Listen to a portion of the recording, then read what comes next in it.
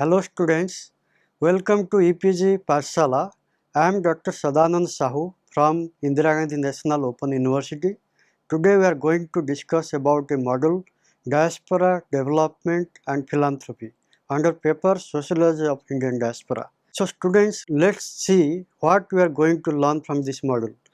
This model provides relationship between diaspora and development, how diaspora philanthropy relates to development, how diaspora philanthropy evolves in a globalized world in general and India in particular. Structure of this presentation will be, first I'll give introduction, then I'll explain what is diaspora philanthropy and its relationship to development. Diaspora philanthropy in the context of global equity, concept of remittances, uh, foreign direct investment, institutional approach, diversities in the diaspora philanthropy.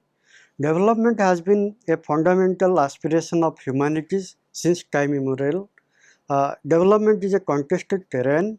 For some time, it was mostly associated with economic growth, but later on, there has been lots of debate. In recent time, development is more inclusive. It is seen as overall human progress with capability expansion, emancipation, empowerment, sustainability, equity, democracy. We might be familiar with the concept like Human Development Index, Human Poverty Index, and Gender Related Development Indexes. So these are in recent time dominates the development concept. Diaspora and development in a globalized environment. Globalization and the role of diaspora in development process cannot be understood without the role of institutions and networks it created. We found that after 90s there are several institutions like ministries, NGO, alumni association, political groups which have played a major role in diaspora linkages both in home country and host country. With the development of technology, they have also created online groups and many other platforms where they share their ideas, knowledge, both home country and host countries. In 90s, we find many home countries also created their own diasporic institutions and networks where they promote them to transfer technology, education, health, skill development and social causes. In fact, diaspora also in recent time also played a big role in India, especially in political affairs. We find many of these political parties, they have overseas groups. BJP, Aam Aadmi Party, Congress, they have overseas groups and they played a big role in recent elections. Development. The basic objective of development is to create an enabling environment for people to live long, healthy and creative life. How do we relate it to the diaspora? Development experience vary with context, countries, stages of development, etc.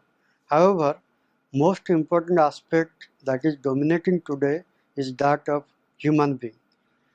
Human being possess skills, ideas, knowledge. This forms the basis of economic progress, good governance, innovation, investment, cultural development, etc. When you talk about human being, they are possessor of everything. So whenever people migrate, they also take this thing with them. So there are, sometimes when there is a particular institution back home, they can sometimes harness these skills because diaspora people, they always relate with the homeland. Whenever people migrate, they change the situation there by offering their ideas, skills and knowledge. Today's progress of US, Europe is possible broadly because of migrant people. Diaspora. When people migrate, they don't forget their land of origin. They connect it with emotionally, culturally and socially. Usually diaspora we don't apply in the regional context.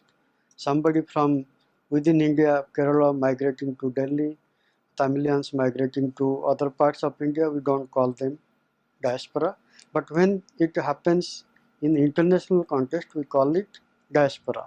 Diaspora, as you have already studied in earlier chapter also, it is mainly in international context. We call Indian diaspora, Chinese diaspora, Italian diaspora like this. So there are about 25 to 30 million Indian diaspora today. They are spread across 150 or more countries. Diaspora and development. Diaspora's contribution to development is already acknowledged and it is very well researched area today. Scholars such as Devesh Kapoor, Dilip Ratha, Avtar Desi finds various developmental engagement of diaspora in home country as well as host countries. There are number of other studies also when you talk about remittance, investment. So diaspora role is prominent in especially countries like China and India. They have been playing a bigger role. Diaspora and development. Foreign direct investment, for example, in China, more than 90% of the foreign direct investment comes from Chinese diaspora. In India also, the proportion is rising over time, especially after 90s. Sectors such as information technology, healthcare, education sees a growing interest among diasporic investment. In remittance, India receives largest amount of remittance in the world, which is about 70 billion in 2014. That accounts for 4% of total GDP.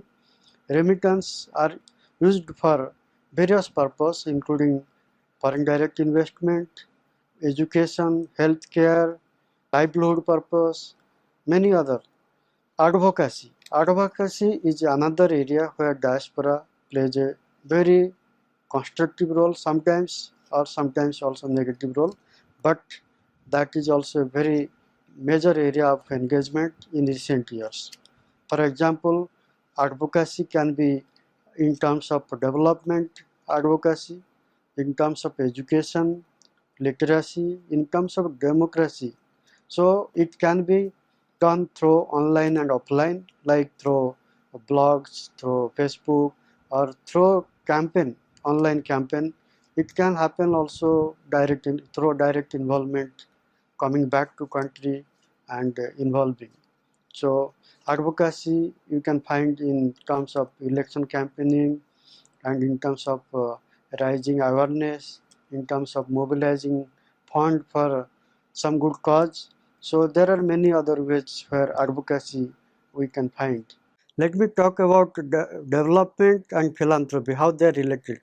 Philanthropy is a positive human trait reflected through a wide range of social behaviors.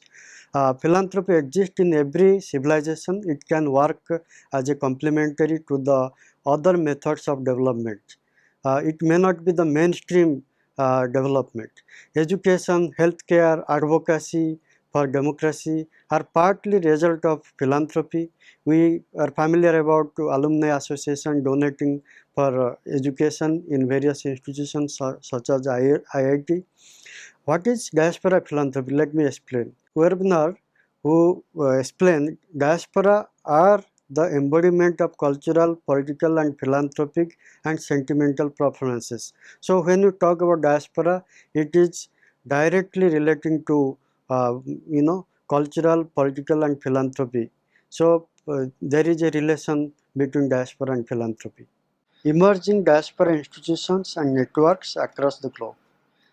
Here I am giving an overview how diasporic institutions are coming, not just in India but elsewhere, because this is the context, last 20-30 years you find many diasporic institutions and networks are emerging which facilitates both homeland and hostland interaction. For sending country institutional innovation, for example, in India we have Ministry of Overseas Indian Affairs. Of course, now it is merged with the Ministry of External Affairs, but past few years it played a very major role engaging with Indian diaspora, and it usually conduct several events like Pravasi Bharatiya Divas. There are mini Pravasi Bharatiya Divas across different countries and within India also, mainly to engage the diaspora in a sustainable way. There in other countries also they have similar setup, like Armenian Ministry of Diaspora. There are advocacy and welfare relief for diasporic population. For example, the Department of National Minorities and Lithuanian living abroad. So there are Irish abroad unit. There are also professional business network. For example, Global Scot in Scotland. The people from Scotland who migrated to other country, they have professional network called Global Scot. They share the information which are professionally important back home, and they also engage with the country's innovation and academic and other life. There are also in India, we find Indus entrepreneurs. There are Key New Zealand, Advance Australia. There are association in Silicon Valley which actually mentor the innovators who are from the same community. So that's why particularly these associations and institutions are very important for development. When we talk about diaspora and development, these are very important.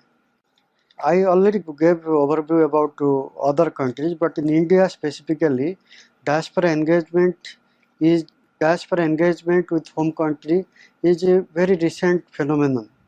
If you think in a broad range of area, earlier it was there, but mainly in nationalism and freedom movement.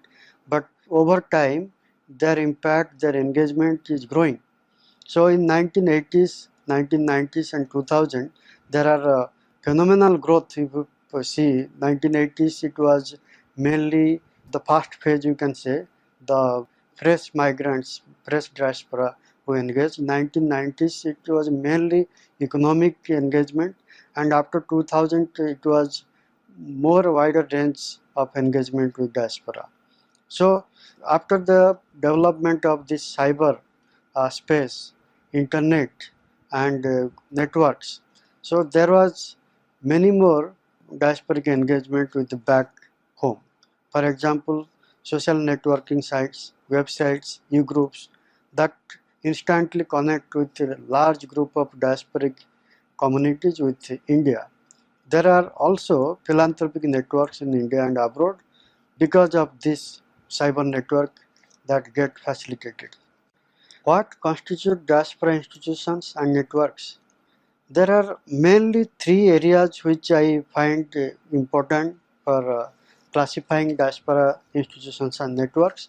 One is political and social. You find every political party in India, they have overseas networks, and vice versa. You find the affiliation of many of our Indian political association with other country also similarly. There are social level networks like caste association, regional association, community association. There are also faith-based associations. For example, Hindus abroad, they have their own network, Sikhs in several countries, and Muslims also have their own association, Christians, and so on and so forth. So there are several associations of diasporic group based on faith, and they play a major role also in philanthropy and development back home.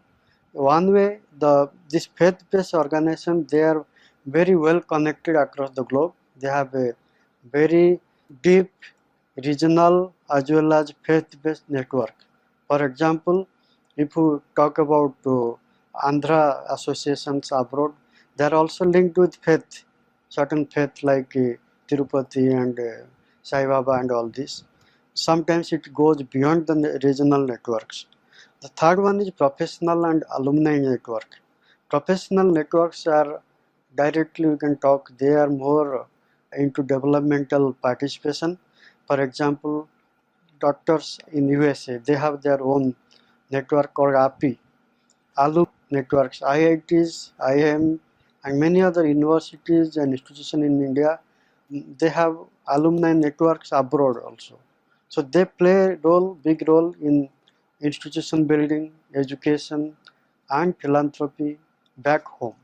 So there are, in addition to that, there are virtual space and diasporic network. For example, Diaspora network also, they have presence in Facebook, LinkedIn, web portal, and these are platform to not only mobilize the resources but also consultation and um, idea sharing.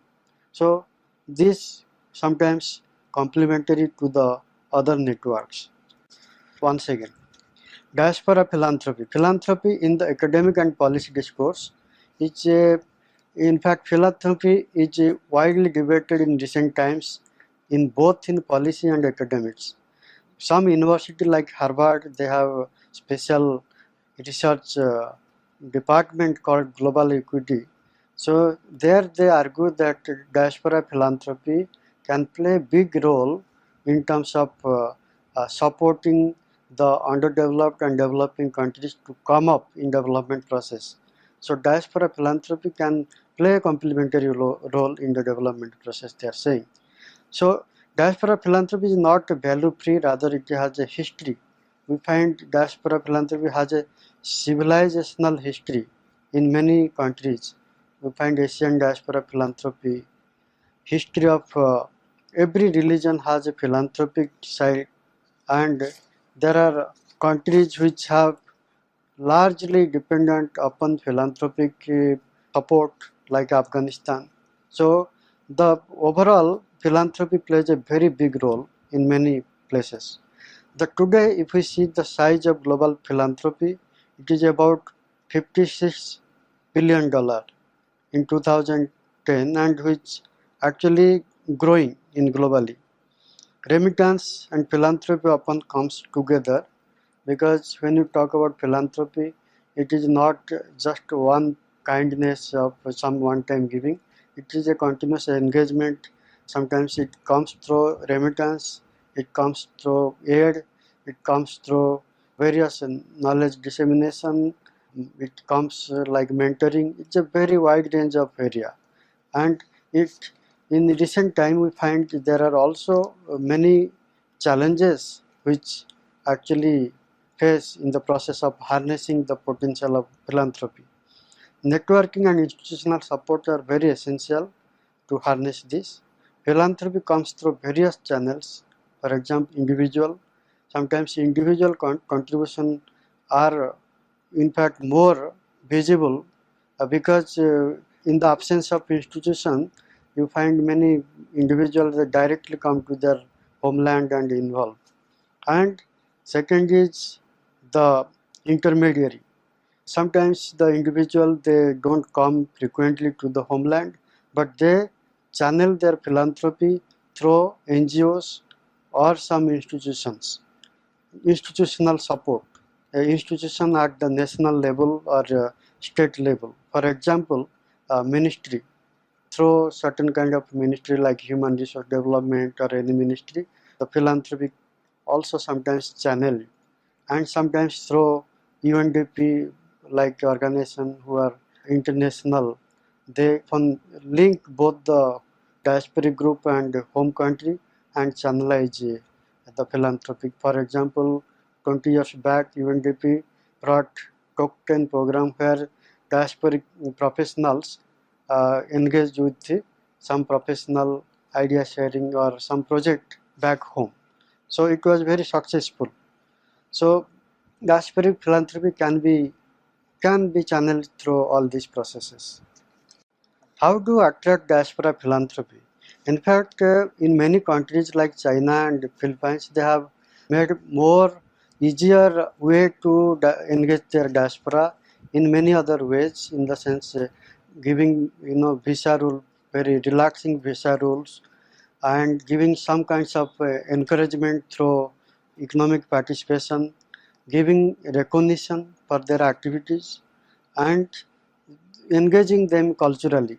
Sometimes these are all to give a package where economic incentive and cultural and emotional incentives should go together, so that the diaspora will feel comfortable to come back home and engage in various philanthropic and developmental activities. It happens, in fact, some initiatives are done by successive government from UPA and India to facilitate more hassle-free engagement of diaspora. For example, the introduction of PIO card. For example, there are so many policies which India bond, resurgent bond, all those things given to NRI so that they can also feel that they are part of the growth of this country. Top. How do we mobilize diaspora philanthropy? There are sociological factors which are based on identity like region, religion, ethnic composition, language, caste. There are also professional and alumni association.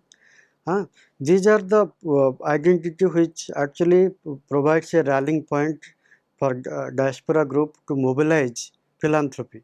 It also requires institution and networks to sustain this. Unless you have a network and institution, it is very difficult people with philanthropy institution to channel their resources to the homeland. Issues and challenges. There are several issues concerning to diaspora philanthropy. For example, the heterogeneity of the population of diaspora. As we know, India is so much diverse with so many regions, communities, ethnic groups, caste. The same thing we find in diaspora also. You find regional association like Gujarati diaspora, Punjabi diaspora, Telugu diaspora, and so on and so forth. And also you find more specifically in some places you find caste association like Telugu. There are caste association in North America. Telugus in North America affiliated to certain caste and other Telugus affiliated to another caste. So there are various caste group also. There are also religious based group like Hindu diaspora and Christian diaspora, as I already told you before. So all this creates more complexity, in fact, to relate with back home. You have same challenge how to engage them back home.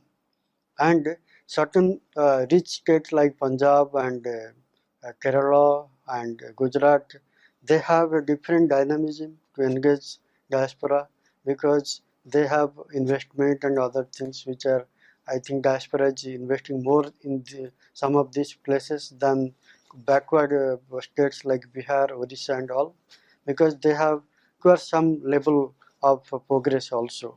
Then second point is diaspora concentration in urban areas. You find mostly diaspora investment and diaspora activities are concentrated in urban area like Chandigarh, Ahmedabad, and you can find Hyderabad. So this area, in terms of if we see the health, education and every kind of involvement. But there are also specific, some places it is not that much prominent, but in some places in Punjab we find rural focus also among diasporic group. There are also professional network as I mentioned, but the challenges with the professional networks is most of the institutions in India, they are not capable of harnessing the diasporic potential because of lack of infrastructure, lack of peer group at home institutions, lack of touch culture or innovation culture. So these all hamper the professional network to really engage with the back home institutions. The other major issue is generational linkage. You see the past generation among all diaspora group will be more active. They have the familiarity with the people back home, and that make them relate more than the second, third or fourth generation. It happens when you compare with NRI, they are directly related to the back home places where their families there. You find some of family members are still living back home. So you find a continuity which you don't find among second or third generation because they mostly caught up. And same thing can apply with old and new diaspora because old diasporas are mainly they relate with the back home country with a imaginary in a imaginary way, virtual cultural, mostly they link I think with the Bollywood and literature, whereas the NRIs are more into in politics, economics, like investment and all this, and they can sometimes come back, and they have still a constituency back home. Like I told you, there is a Ministry of Overseas which now of course is merged, but that major focus was NRI rather than the old diaspora. So these are all the things which when you want to engage with diaspora, you have to take care of. The heterogeneity, channelizing the philanthropy to more, diverse way, not for concentrating in the urban area, and matching with the diasporic professional group expectation. Otherwise, they cannot play big role. And the generation, when you talk, we have to relate with the generation through continuous engagement, like some good initiative which ministry doing. For example, along with Pravasi Bharatiya Divas, they also promote Indian culture among the third and fourth generation diaspora through Know India program and through various other programs. So these are all can be more practice and more it should be spread to other regional level, state level, so that the diasporic philanthropy can be harnessed better way. So students, let us summarize what we have learnt in this module. Though one cannot ignore the potential of diaspora philanthropy, it is not a solution for all situations. India being a vast country having a complex problems needs a variety of alternative interventions. Diaspora philanthropy can be promoted through the involvement of civil society along with NGOs. Non-profit organizations need to establish a distinct identity, adopt transparent accountable mechanism and approaches for fundraising in a strategic fashion and extend their program sphere to tackle hitherto uh, are typical areas not previously addressed by the other organizations. There is a need for appropriate policies, infrastructure, legal and regulatory tax system and resources in place to involve the diaspora communities in national developmental initiatives. Often there is a wide gap of perceptions of development by the diasporic person who wishes to develop the local community and the community's own perception of development. There is a gap. Thus, there should be proper understanding and collaboration between them in order to bring in substantial changes. What are the psychological, intellectual and emotional attributes of the potential collaborator at home institutions?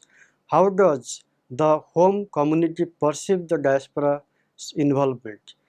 Are the dynamics of cooperation between the diaspora community and those at home well understood? These are important to understand in the process of engaging the diaspora in the development.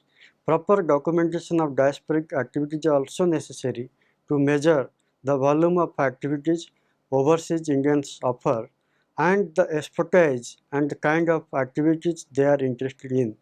The documentation may help in making proper distribution of their services to the less privileged. Various institutions, most notably scholarly and academics, have to be actively and carefully engaged to implement such initiatives, even if national governments embrace such initiatives without the full support of institutions and their scholars. Chances are that they may be avoided. This is not, of course, a rationale to advocate that initiatives between the diaspora and the institutions be channeled through government bureaucracy. While the Indian non-profit sector is a large and lively, India's legal, tax and regulatory system do not encourage the creation of foundations. Laws governing the actors are complex, laws governing the sectors are complex and archaic, and their implementation is cumbersome and bureaucratic. One important law, for example, dates from 1860. Tapping the philanthropic contribution in different generations needs institutional support at various levels. However, Due to various limitations at the political and administrative levels, many of these potential donors are not able to connect with the home country. It is very important to consider diaspora as a stakeholder, where they find meaning in ideas, financial and other support. Thank you.